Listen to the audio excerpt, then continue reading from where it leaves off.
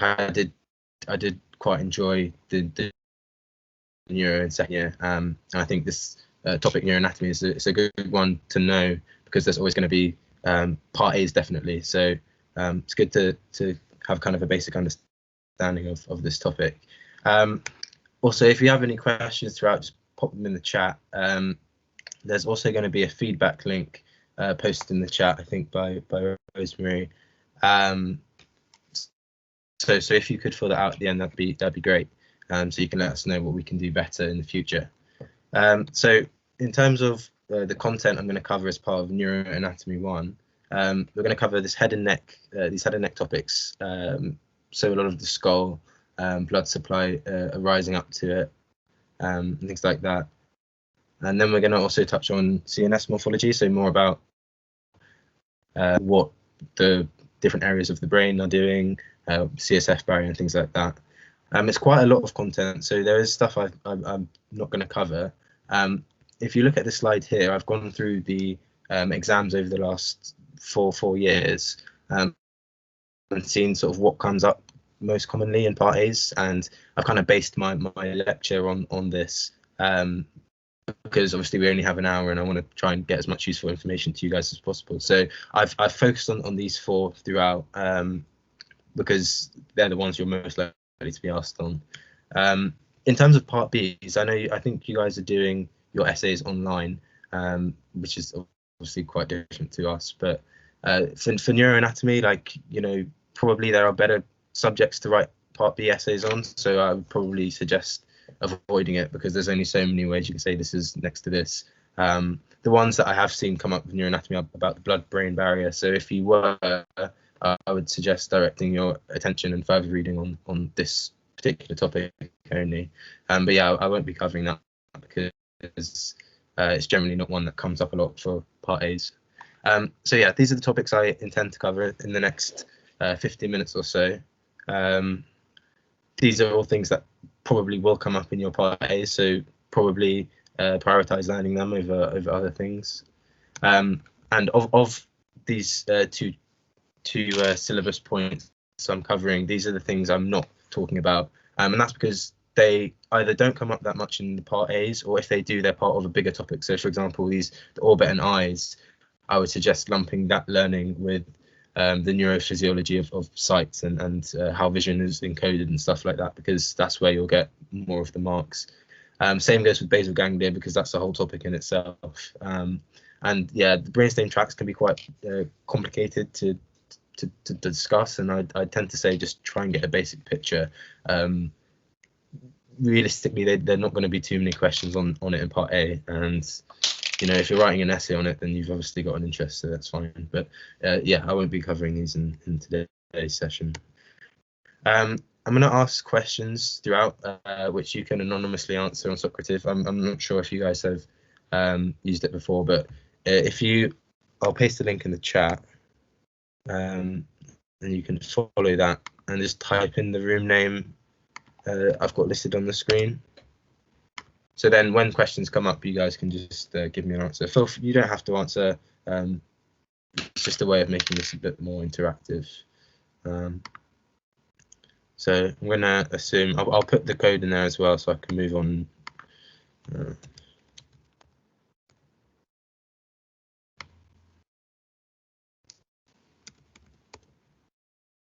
Cool. Okay. Let's move on. Okay, so the first bit of the syllabus we're talking about is head and neck. You can see here it's pretty chunky in terms of the content. We'll go over the main points, but especially for stuff like cranial nerve foramina, I think we have another lecture in the series about that, which you can go to for that content. Starting with bones, the skull's made of 8 cranial bones. Your frontal, parietal, temporal, and occipital, all called because of the lobe they cover. So this is also good to know, so you understand where the different cerebral lobes are. So obviously the front is at the front, parietal is sort of at the back of your head, the occipital is at the base of the back, temporal's on the side, and don't forget the sphenoid and ethmoid, which are smaller bones but still very important. So first question to warm you guys up, what is the area circled in red called? and why is it relevant? So I'll just give you a minute to let me know if you're having any trouble getting access to the Socrative or anything like that, because I haven't used it before, but I hope this should be how it works.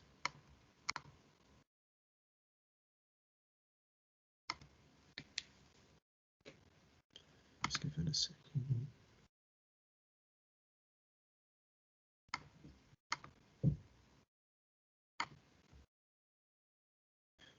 Okay, so we've got a range of answers.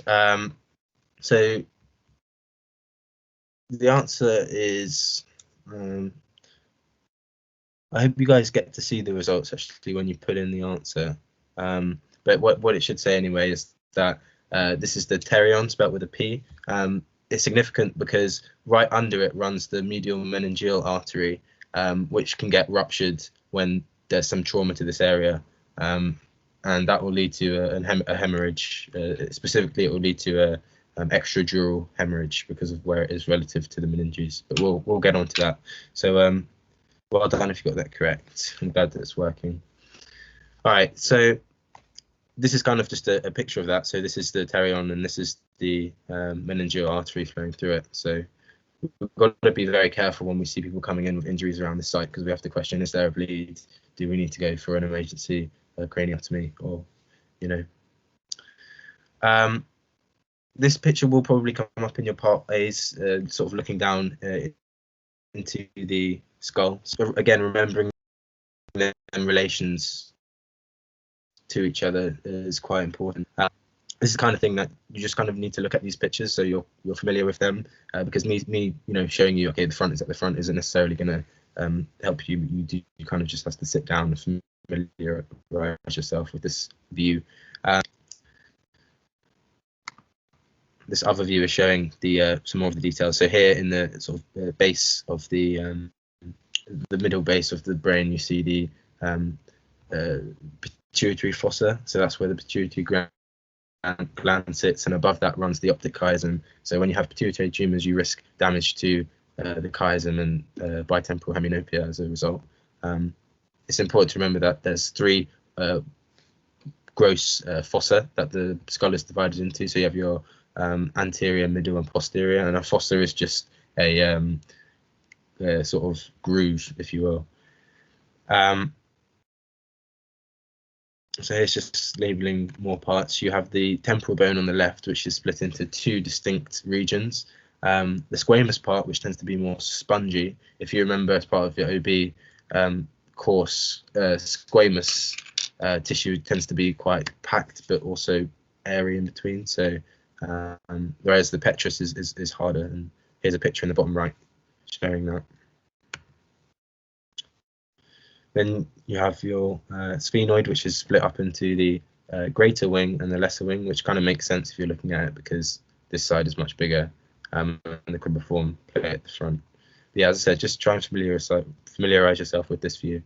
As you can see, this is a picture of the sphenoid. It's pretty functionally significant, because as I said, you have this sella turcica, which is the seat on which the pituitary gland sits. Obviously, the pituitary is a very important endocrine gland for a variety of hormone controls, and above which is the optic groove through which both crossing over fibers of the optic nerve run. So very important, very kind of cool looking bone, I reckon. So you should learn about these sinuses, because they always like to ask questions about what are sinuses and where do you see them. So you have your frontal sinus running at the top. Moving down, you have your ethmoid and sphenoid sinus. I can see the ethmoid and sphenoid are quite difficult to differentiate, but I guess you can see the ethmoid is a bit more superficial. So sinuses are just air-filled extensions of the nasal cavity. Producing mucus obviously has advantages in stopping infection and stuff like that, so keep that in mind. For your exam, I'd say rather than just anatomy on cartoons like this, it's quite important to see like the real pictures, so real scans, because they tend to put these scans into the play questions. So it's no good knowing what it looks like drawn in. What you need to do is know that this is how it looks in real life. So I've just thrown in a few X-rays coming up. Before I do so, can I just ask you guys, I don't know if you know, if you're looking at a plain radiograph, which is just a flat X-ray, how would you identify the air spaces? Like, what is the what's the characteristic of an airspace on a plain radiograph? No worries if you don't know, because I guess it's quite clinical, but if you think about it, it should help you remember in the exam if it comes up.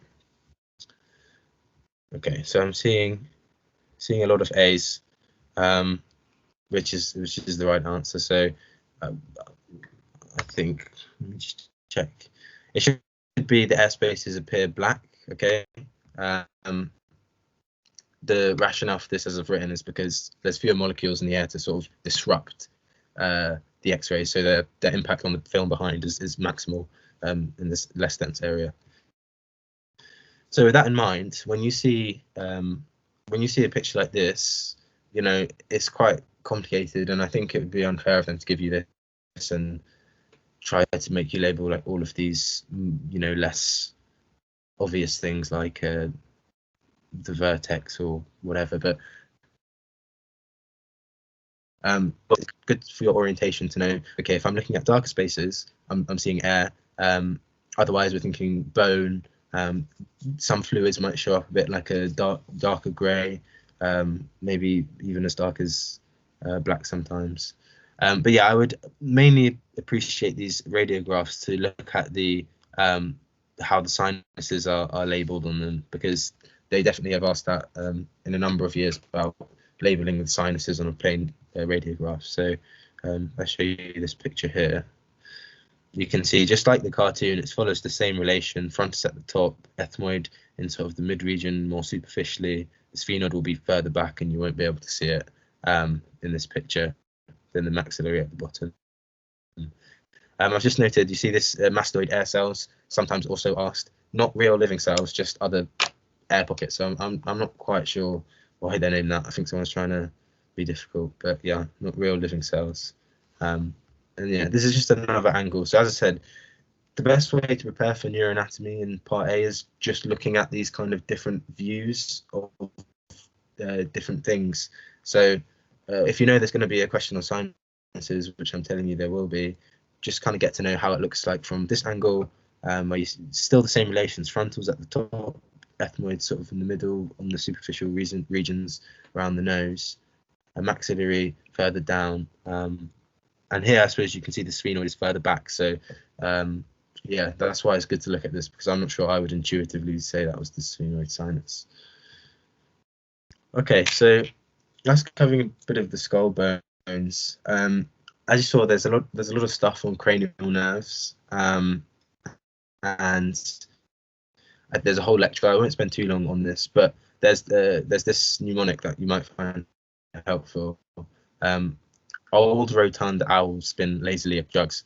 You know, to be honest with you, I don't know how normal this sentence is, so I don't know how memorable it is. But you know, maybe it'll help you, maybe it won't. So old rotund owls spin lazily across jugs. I'll be helping if rotund is helpful, because if you remember, it will remind you of the actual word. Ovale spinosum lacerum acoustic jugular. And the way you use this is starting from the optic trainer, which is at the front. So it does require you to know where at least one is. You then move outward like this, and then moving back to the front one in the there below. So start up here, old rotund owls spin lazily back up here across jugs. Yeah, it's difficult, and I won't say it's the best mnemonic, but I know some of my friends used it. I didn't really, but yeah, I just wanted to share it in case you guys were interested. So here's another labeling of it, and if we apply that old rotund owl thing, we can start the optic canal. Old rotund, yeah, that's the foramen, rotundum, owls, ovale, spinosum, back up here, lazily across jugs. So yeah, I mean, definitely in the last three, you've got to use a bit of an eye of faith, but maybe you'll find it useful. So there you go. Old rotund owls spin lazily across jugs. Cool.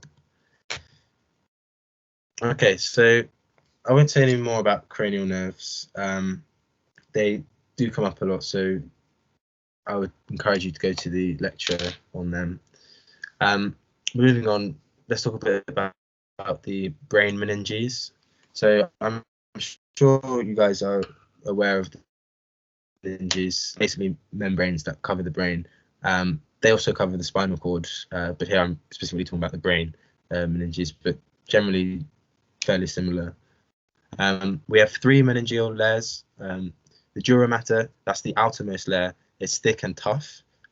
It split itself into two sub-layers, one being called the periosteal, meaning beside bone. So that's the layer that's attached to the ceiling of the cranium.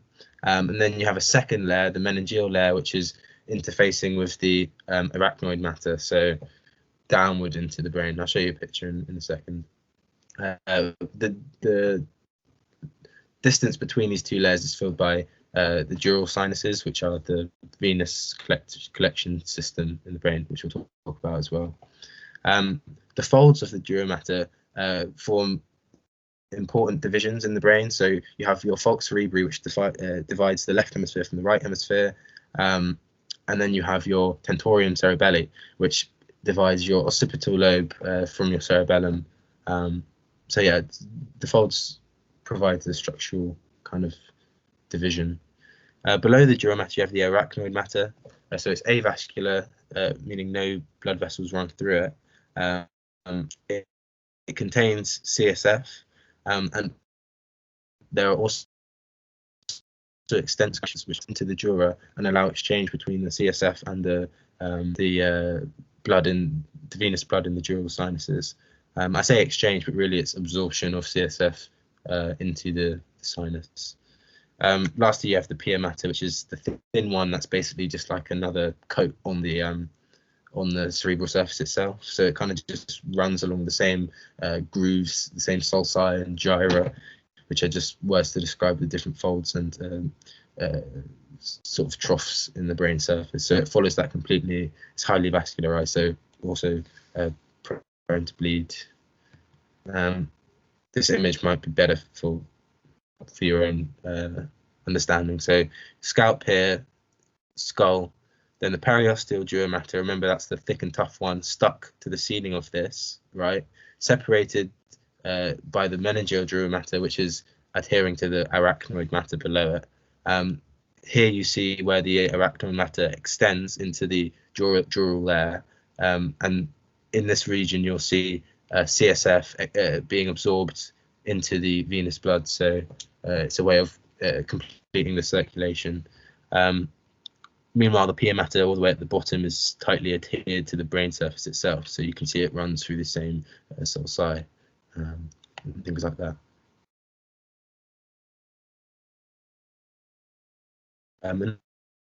Another view here to show this middle bit is the splitting the left, so that's the falx cerebri. So it's illustrating the gap between the dural, between the periosteal layer and the meningeal layer and the venous blood that exists within, and the granulations which extend into the sinus. Okay, so that's covering the skull, meninges, kind of thing, which are big topics as part of head and neck, and definitely are liable to come up.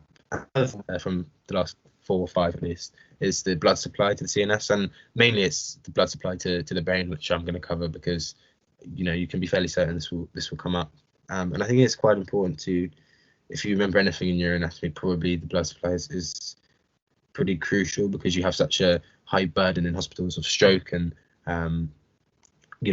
hemorrhage from trauma. that, you know, in emergency situations, this kind of knowledge is actually pretty useful. So yeah, we'll talk about this for a bit now.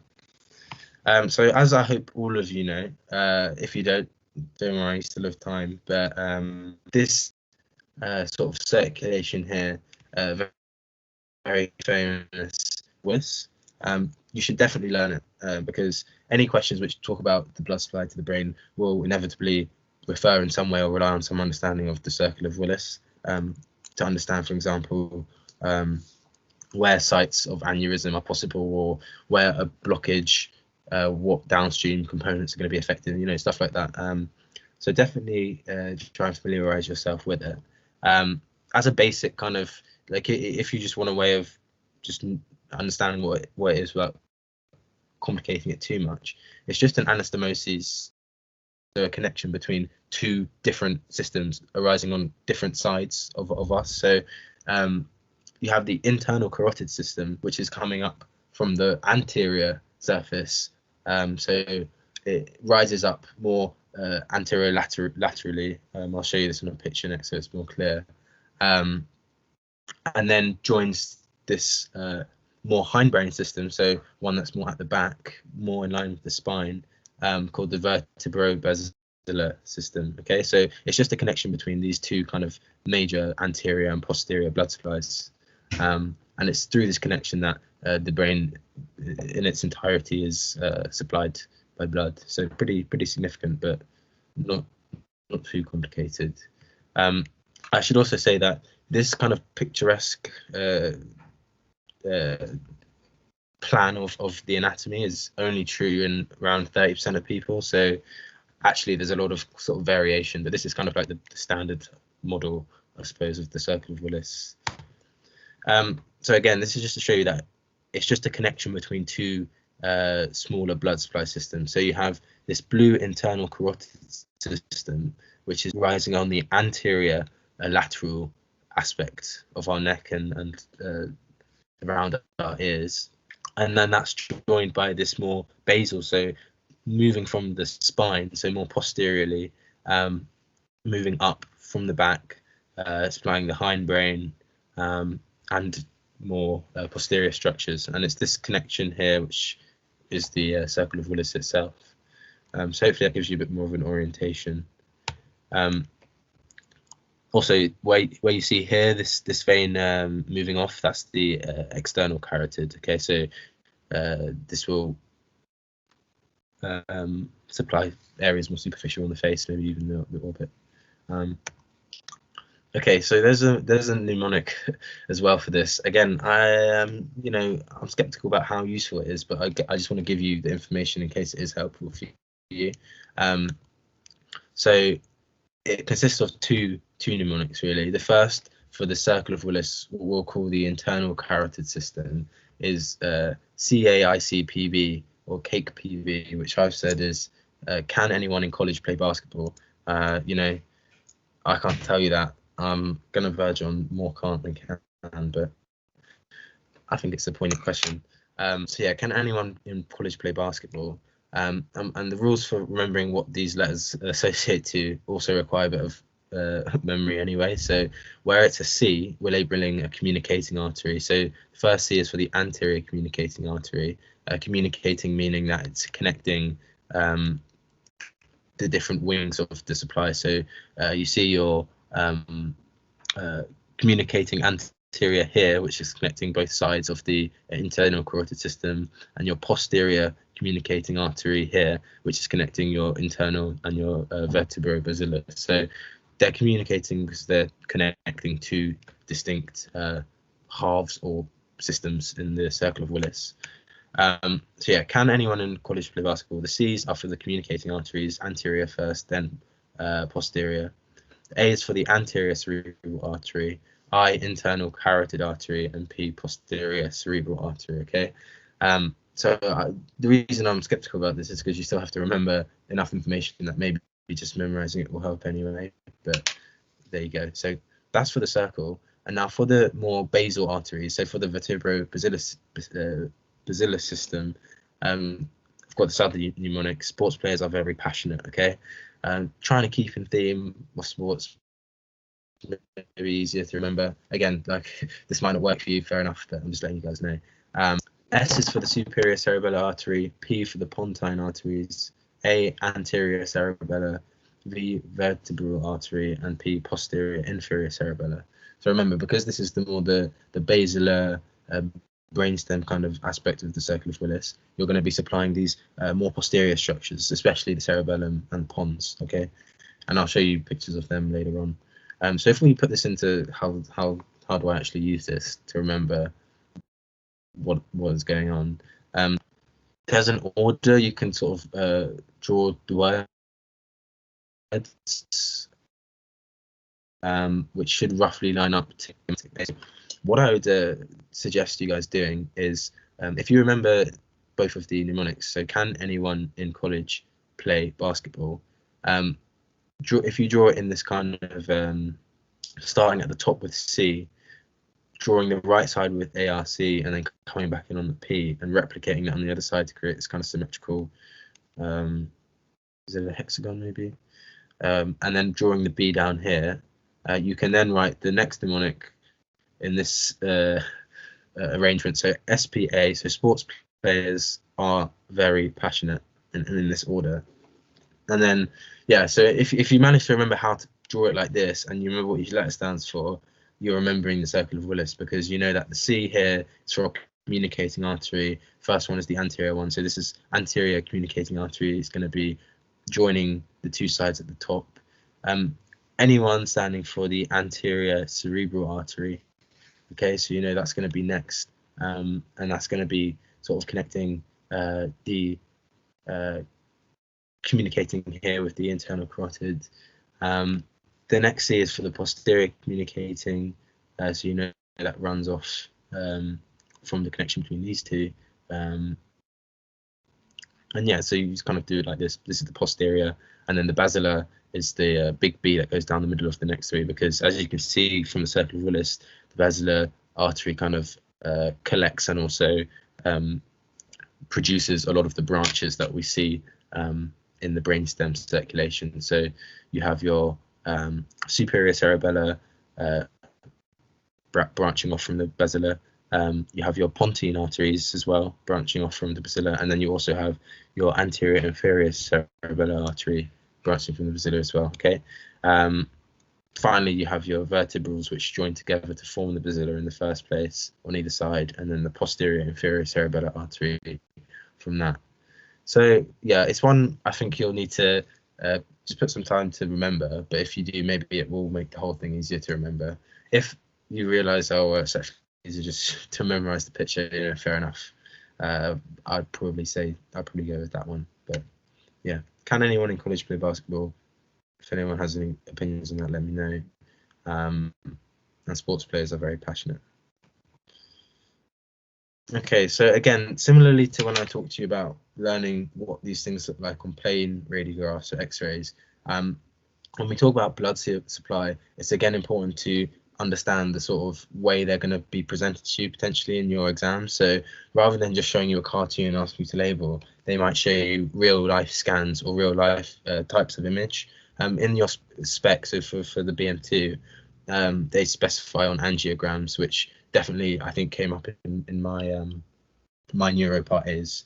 So again, it's something that it's useful for you to just be comfortable with them, so that when they come up, you're not like, oh, I know the blood supply, but I can't apply it in this situation. There are different types, so you can see below. So basically, an angiogram is a contrast-based imaging technique used to visualize blood vessels. So you'll put in some potentially like radio contrast. So then when you take a scan with X-rays, you can see the contrast, how it's moving through the blood vessels in real time. And as the contrast moves through the circulation, you'll see all of the branches of the brain. It's pretty cool. You can see below here there's different ways, because here it's turning up white and here it's turning up black. But main thing is to remember that it's contrast based, just showing the blood vessels how they run naturally through the circulation. A catheter is placed in this region through access via the femoral artery, and then it's from the catheter that the contrast comes out. So I'd recommend watching the procedure. There's YouTube videos if you're interested in that kind of stuff. So it's very possible that something like this might come up and they'll ask you, I don't think they'll ask you some of the more obscure positions labeled here. Like I don't, for example, think you'd be asked like which is the angular artery, because I don't know how important that is. But what you should be familiar with in this kind of image is that usually the thickest vein, like this big guy down here, is going to be the internal carotid. So you can be pretty safe guessing, if you're not sure, that the biggest one is the internal carotid. I'd also say that knowing that this first one that sort of comes off, like on the, if we move clockwise, the first one that comes off, worth knowing that will be the ophthalmic artery, and also that the sort of immediate big vessel that comes off the internal carotid, which is just basically when it changes course and splits, is the middle cerebral artery, which is a pretty important blood vessel to know about. So yeah, what kind of be aware that the big one that leads to all of them is going to be internal carotid. Ophthalmic is the first coming off clockwise, and the middle meningeal is like the major artery that's coming from the internal carotid. Don't worry too much about knowing all of them, just getting used to that kind of relation, because they could show you this picture turned on its side, but you should still know that the first vessel coming off clockwise from the internal carotid will be the ophthalmic. Yeah, here's some other sort of computer-based angiograms that have been formed, which I think are quite good at showing the anatomy. So if we look at the one on the left, you see the brachiocephalic trunk. Rising here is the rising here from the brachiocephalic trunk on the right hand side.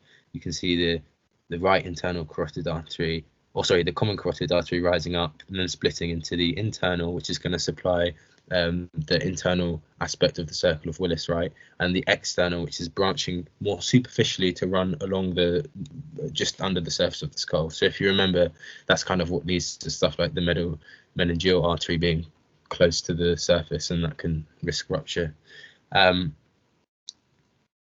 Yeah, so you have the internal carotid, and as that rises, it meets with the vertebro-basilar system, which we talked about, to form this kind of anastomosis here. So where you see two coming together, this is probably the vertebral arteries and the basilar artery, and when we're looking face on. So yeah, I think that's a good sort of relation of blood supply.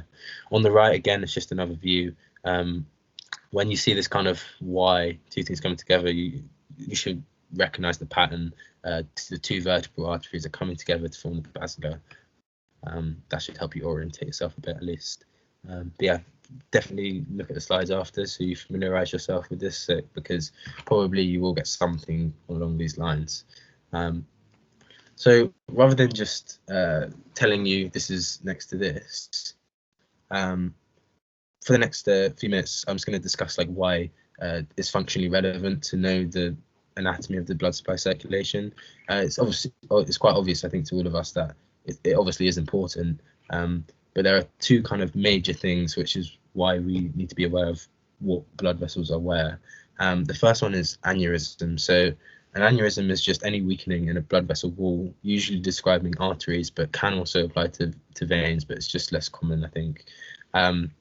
So it's a weakening in the blood vessel, and the major issue with this is that it makes the vessel more prone to rupture. And if you imagine the brain's blood supply, we have to keep that constantly supplied. So if you have a rupture in one of the cerebral arteries, you do risk some life-threatening complications. So obviously, if you have a bleed in one of your major blood vessels, you're going to worry about major hemorrhage leading to stroke. We'll talk about stroke in a bit, but hemorrhagic stroke is one of the types of stroke, and it's less common. Maybe 15% of strokes are hemorrhagic. But yeah, we need to be very aware that if there is a ruptured aneurysm, that this patient could get very unwell very quickly. The other issue is a raise in intracranial pressure. So if you have a bleed in your cranium, which is like a box, I don't know if you guys have heard of the Monro-Kelly doctrine, but there's only so much give that we can make in our brain to stop the brain tissue becoming too swollen and too damaged from pressure. So we call it barotrauma, right? So so more blood in the system will eventually at some threshold lead to a rise in pressure, which can damage the brain tissue directly, or can also lead to herniation. So when the brain slips through something it shouldn't, in the terms of where that's at the base of the brain, where your major breathing and heart control centers are. This can lead to death, as can the stroke directly. So very important to recognize a presentation of aneurysm and treat it as soon as possible, usually but through surgery. You can either do it more minimally, this is just for interest, more minimally by inserting a coil through someone's femoral artery again. A radiologist will usually do this under X-ray or I think it's X-ray, and then they'll bring the coil through image guidance straight up to the aneurysm itself and extend their coil to stop any further bleeding through the rupture. Or the more classic technique is surgical clipping, so open brain surgery and manual insertion of a clip around the ruptured vessel to stop any more bleeding. Again, pretty cool procedures if you're interested in that kind of stuff. But yeah, so aneurysms, big issue. In terms of the circle of Willis, these aneurysms have a specific name. They're Berry aneurysms. They're the most common type of aneurysm, and they tend to happen at points of connection or anastomoses within the circle of Willis. So you can see here these branch points. That's where the susceptibility to aneurysm, to ballooning of the wall is greatest. I think this will be something they could ask you about. Might also be a bit more on the extra side. So if you were writing an essay, maybe it'd be relevant to talk about this more. But yeah, I think the main thing to understand is that Berry aneurysms are just aneurysms that occur at branch points in the circle of Willis. They lead to subarachnoid hemorrhages, which the main sort of defining characteristic of is, oh, this is the worst headache of my life, or the thunderclap headache, and that's what patients will describe it as. And again, it's very important to kind of get in there soon and fix it. This is just a picture of the different types of brain bleeds that you can have, so hemorrhages, relating to the meninges we discussed. Here you have a subdural, so that's under the dural surface, the periosteal layer that is, but above the arachnoid, so it's in between them two layers, more to the surface. You can have chronic or acute. Chronics tend to be old people who have fallen over and then don't notice anything obvious, think they're fine, and then over the week you'll notice their mood starts to change, their personality goes a bit because they've had a chronic bleed and it's probably affected some of the important centers in the brain. Your subarachnoid is the worst headache in your life, and you can see that happens under the periosteal layer of the dura. Then you also have intraparenchymal or intracerebral, so within the brain matter itself, intraventricular.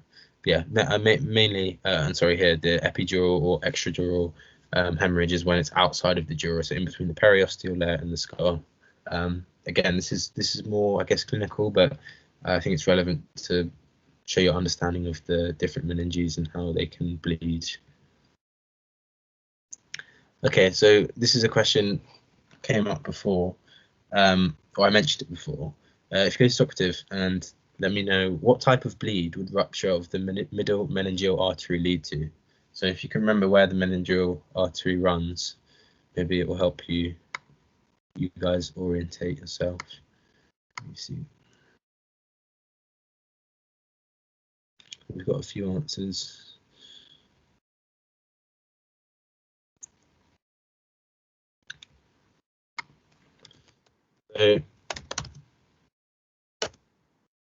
So the answer here is that the middle meningeal artery will lead to a extradural hemorrhage, right? Because it's running superficially or in the skull, so almost outside of the skull, outside of the dura, sorry. So well done if you got that.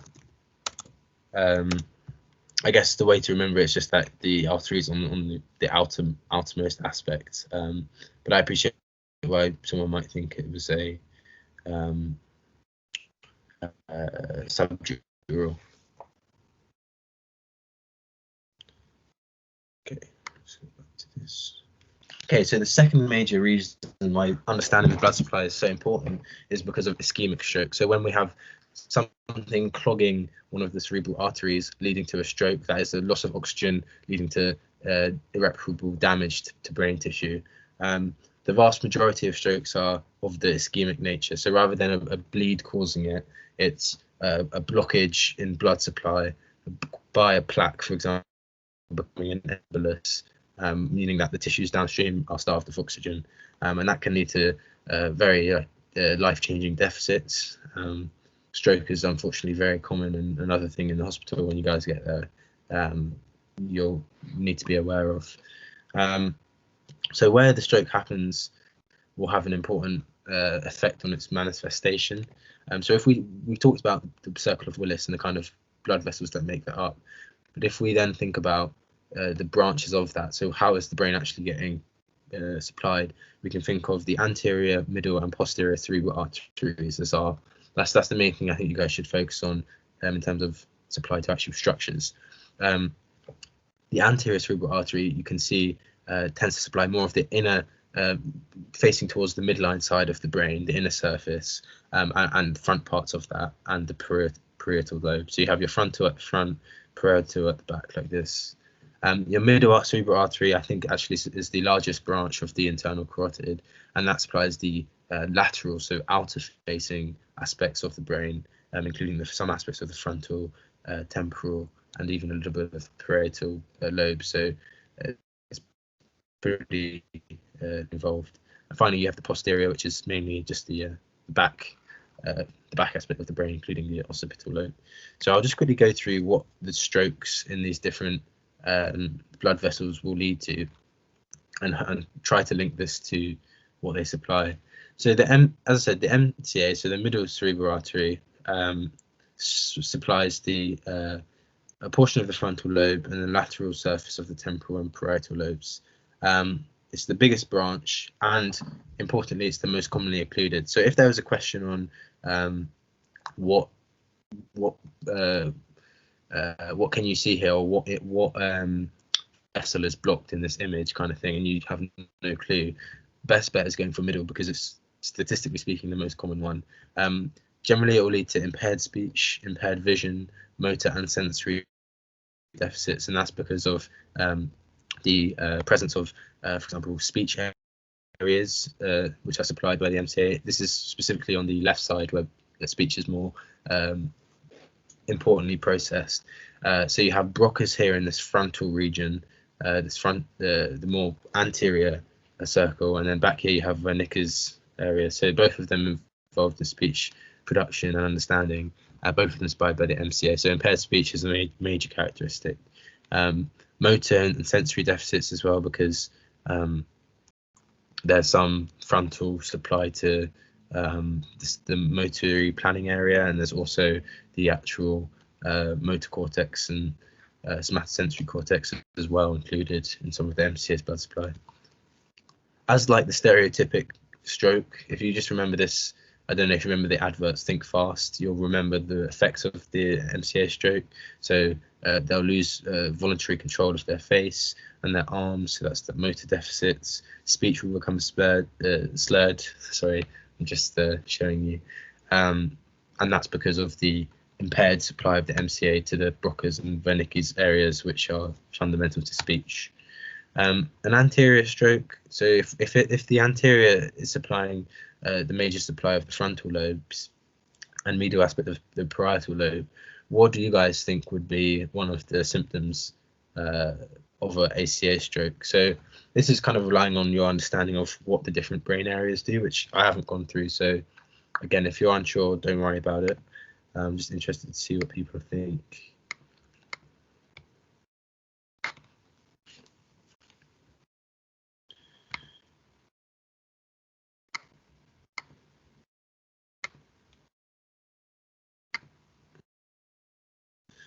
Okay, let me have a look. We've got a few answers. We've got a few A's, a few C's, D's. Basically got a full spread. Okay, so I think maybe the C is the most popular answer. The answer is C. So I think most of you got that, but it's a difficult one because, firstly, I don't think you could ever rule out that colour blindness could be affected in some complicated way.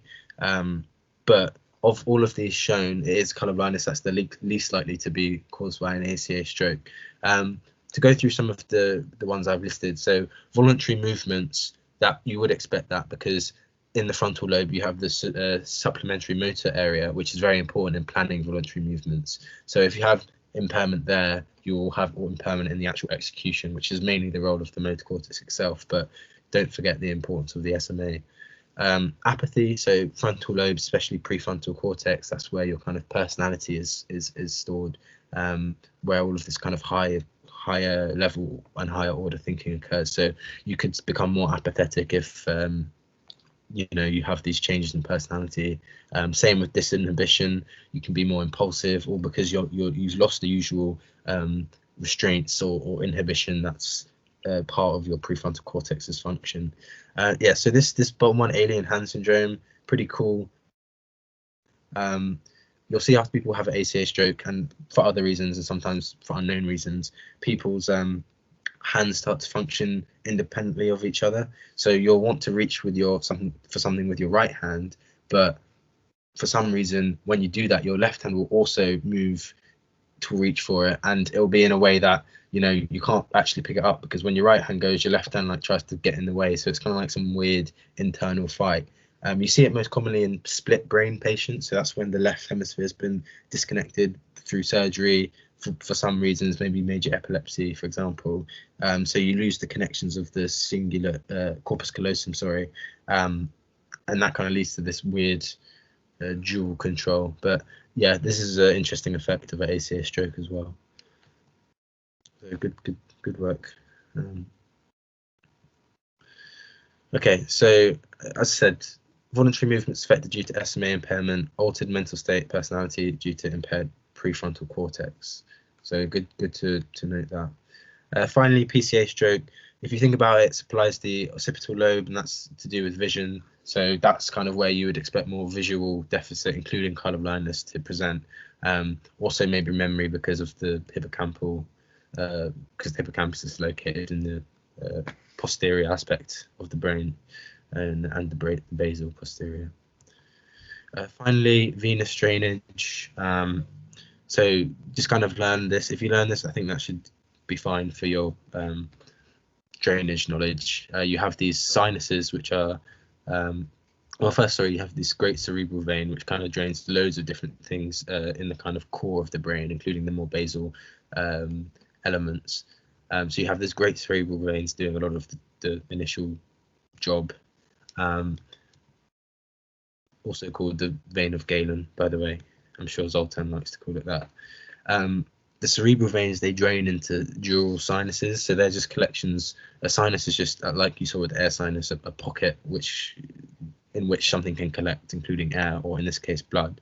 So you have the dural sinuses, which exist between the periosteal and meningeal layer of the dura, as we talked about, and they all of these sinus systems eventually move into the internal jugular vein. So if you remember, the straight sinus drains the great cerebral vein, which meets the superior sagittal sinus, which is at the top, which then moves through the transverse, then sigmoid sinus, eventually into the internal jugular vein. So it all ends at the internal jugular vein. Starts at great cerebral veins, or if in another area, from the superior sagittal or inferior sagittal sinus. Okay, so getting on here. So I'm going to talk about the next sort of part, which is CNS morphology. Again, it's a massive topic, so just kind of trying to focus on the most obvious ones that I think will come up. CSF, as I showed you at the beginning, does tend to come up a fair bit, so I think it's worth going through. I'm not mentioning the blood-brain barrier, but kind of similar concepts surround, and again, part Bs of blood-brain barrier do come up, so if you're interested in that, by all means, make an essay plan for it, because that's probably the most likely neuroanatomy essay question that will come up. So yeah, but for now, we're going to talk about CSF. So basically, the key points, what I'd say is probably all you need to know for your part A's at least, is the CSF It's a fluid that surrounds the brain and spinal cord and mainly functions as a shock absorber. So if I have someone hit me on the side of the head, that fluid is going to help kind of buffer the effect of that trauma by transducing the pressure through its liquid and then attenuating the overall effect on the brain matter itself. So yeah, it's just like wearing a protective layer or something like that. It circulates through the ventricular system. So just like in the heart, you have your right and left ventricle, you have brain ventricles, and the CSF circulates through that. You can think of them similarly. It's produced by the choroid plexus, which is a specialized group of cells found within each ventricle. So it's not unique to, for example, the lateral ones. All of them will contain the stretch of this tissue on the inner lining, which will produce quite a lot of CSF a day. It's a pretty active system, and I think things circulate through at least 4 times from beginning to end a day. As I said earlier, it re-enters the blood circulation through absorption into the dural sinuses through the arachnoid granulations. So if you remember these key points, I think you got it all. It also mentions in your spec, before that, just a bit of a revision to earlier in the lecture. What is a feature of the dural matter? So if you just go on Socrative. So the relevance there, obviously, that the arachnoid granulations extend into the dura, which is where the CSF is drained. So let's see. So we've got, seems most of you got this as B. So it's thick and tough. It consists of 2 layers, so obviously that's not wrong. It adheres, the periosteal layer at least adheres to the skull, but definitely not the cerebral surface itself, and it is vascular as well. So well done, I think you all got that. Okay, so let's move on. So another point in your spec is the composition of CSF. Just kind of learn this because you have these tight junctions between the choroid cells after the fenestrated capillaries. So things can move through this aspect, but they can't move through the tight junctions. So because of that, you'll have no proteins because obviously they're too big. So that's the way to remember the main bit. There's no protein in it. You can use a similar rationale for lower glucose, although it's not as true because it can be actively transported. Higher chloride and lower pH as well, and I think that's just kind of an effect of the less protein, but kind of main thing is there'll be almost no protein because of these tight junctions.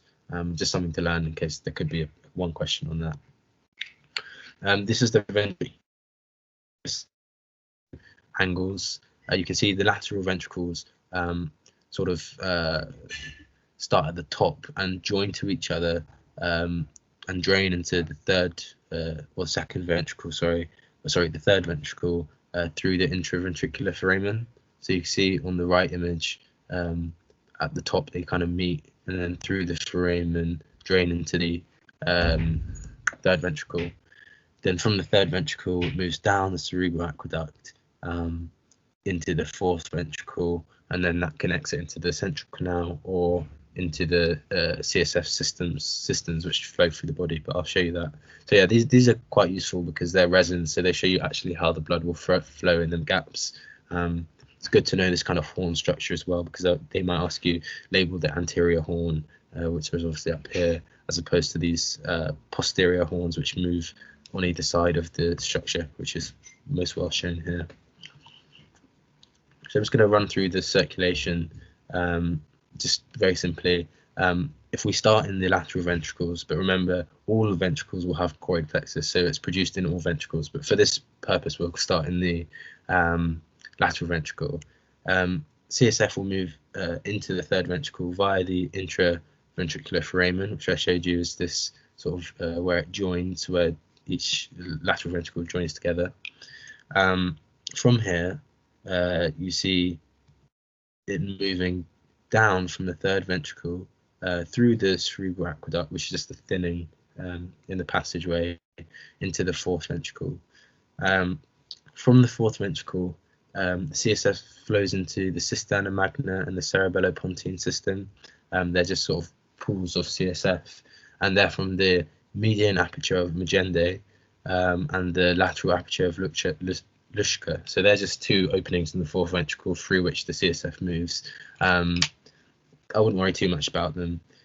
Equally, a small amount enters the central canal of the spinal cord, but again, don't need to worry too much about that. Just got an image here to show you. These are the two apertures. So Luschka, which is lateral, and then you have Magende, which is medial, and they both enter into the cisterns, CSF cisterns. CSF flows through the subarachnoid space of the brain and spinal cord before eventually draining into the dura through the arachnogranulations, as we spoke about. So that's basically everything for the CSF. Okay, so last bit. Now we're going to run slightly over, but bear with me if you can. I'm going to talk about neuroanatomy. Again, there's so much here, so I'm just focusing on bits that I think will be definitely coming up in part A's. So firstly, to mention is that the brain can be ordered in different ways, which sometimes makes it a bit confusing when you're trying to learn it because there's different systems. Embryologically, you can have this forebrain, midbrain, hindbrain separation. And to be honest, if you are interested, I think you should learn the embryology of the neuroanatomy because it will actually really help you know about what exists now when you know where they came from. That's a lesson in life, I guess, as well. So yeah, you have this hindbrain, forebrain, midbrain division. You also have a more structural division, which is the cerebrum, the brainstem, and the cerebellum. Now, the cerebrum is the biggest part of the brain. It includes the cerebral hemispheres, the diencephalon, which is the thalamus and the hypothalamus, and then all of the deep structures like the basal ganglia, the hippocampus, and the amygdala. So that's all lumped into this cerebrum division. Then you have the brainstem, which is composed of the midbrain, the major components of which are the tectorium and the cerebral peduncles, I think it is. You have the midbrain, and then you have the pons lower down, and then the medulla, and the cerebellum is separate. So the difference here between this one and the one before is that the pons, medulla, and cerebellum are grouped together as the hindbrain, and the midbrain is its own division. Whereas here you see the cerebellum is distinct from the brainstem, and the midbrain is included. So just kind of a difference in perspective, but as long as you kind of understand these relations, that's the main thing. Here are lobes of the cerebral hemisphere. I'm sure you know that, but that's kind of basics. I'd say get familiar with the brainstem because the questions do come up of it, and it's just knowing the relation. So you have the spinal cord moving into the medulla, then you have the pons wrapping around it, followed by these are the peduncles, which make up the midbrain, which then end in the thalamus up here, which is the first sort of deep structure of the diencephalon, or the basal brain. This definitely comes up as well, so knowing your cranial nerve exits and general relations. So you have the medulla here, you have the pyramids, the pons above that, then the midbrain, and then if you see it says basal forebrain, you'll see that the thalamus would be on either side, right after these peduncles, the chiasm there. So just get familiar. Okay, yeah, this is important because this has come up every year. MRI of the head. So this is a midline MRI. And again, this may look a bit overwhelming. If you just remember, start with what you know. So you know this is the spinal cord. Then you're going to have medulla, pons, midbrain. Then you know that the thalamus is somewhere at the top of this. So be somewhere around here. Pituitary glands is an important one to know over here. 22, that's a black space, so you know that air's going to be there, so it's going to be a sinus. Same with the air here is obviously going to be your nasal pharynx, like you're behind where your nasal cavity is. You can see the cerebellum is always quite noticeable. But yeah, learn this basically. Again, I can't really get you guys to remember it here, but I can direct you, and I think this is a good one to be familiar with, so you're not thrown off if it comes up. You may also get an axial one, which is similar concepts, like just kind of get to know the relations. The thalamus is always going to be on the inside. This junction you see is the internal capsule, and that always is going to be separating the caudate and the putamen, and that's another important site of stroke as well, so clinically significant. I've attached this link, which I'll send to you in the slides, along with the feedback. It allows you to kind of go through the different levels so you can see what the different labels are at different aspects. And I think it's a useful way of learning. in your own time, so that if the question does come up of this axial view, you'll know kind of what level you're at and where stuff is. Generally, these kind of horny things is the ventricular system, so the anterior horn here, posterior here. You can see again, thalamus would be here, putamen. Maybe we're too low for the internal capsule, but it'd be kind of running down, separating it from the caudate. But yeah, definitely try this out if you're unsure about your MRIs, but be sure this will come up in some way. And yeah, that brings us to the end. I know there's a lot there, and I probably spoke quite fast, but I hope you kind of at least have got a good direction of where to go for the most points. If you're struggling with all of the content, I think if you get this stuff down, you'll be able to answer at least a lot of the neuroanatomy. Definitely get familiar with your MRIs and your plain X-rays, because that will probably be how it comes up rather than just a cartoon, because they don't like to be too nice in the exams. Still importantly, don't completely forget all of this. As I said, eyes and ears are very important, but generally I would pair them with the sensory stuff that you do, so learn it with that. Also, I would advise to learn at least 2 of the sensations as essays, because they tend to come up a lot, and it's a fairly easy right to include different theories and different evidence and to get like good points for part Bs. So definitely do go over it. Blood-brain barrier, if you want to answer an essay about neuroanatomy, this will probably be what comes up, so learn that at your own will. I just didn't go into it today because other things come up more. Basal ganglia does come up a lot, but again, it's its own subject, so I think if you're going to learn it, you should learn it in the context of its whole physiology and stuff, which is beyond the scope of 1 hour. And then again, brain stem tracts and spinal cord I didn't talk about too much. Spinal cord does come up sometimes, but not always the same type of question. It might ask about reflexes, which is a bit long, I think. But yeah, so these are all still important and still could come up, but I haven't personally covered them. So yeah, if you're not satisfied, look up these 2. Yeah, I won't keep you anymore. Thank you all for coming on a Sunday. I hope this was somewhat useful. If you have any questions, just email me. Email the course if you have general questions about its organisation or whatever. And please do complete the feedback form. I can send you the handout and also the answers when you do fill it out as well. So should be better for everyone if we get good feedback. But yeah, thank you very much, guys, for sticking around.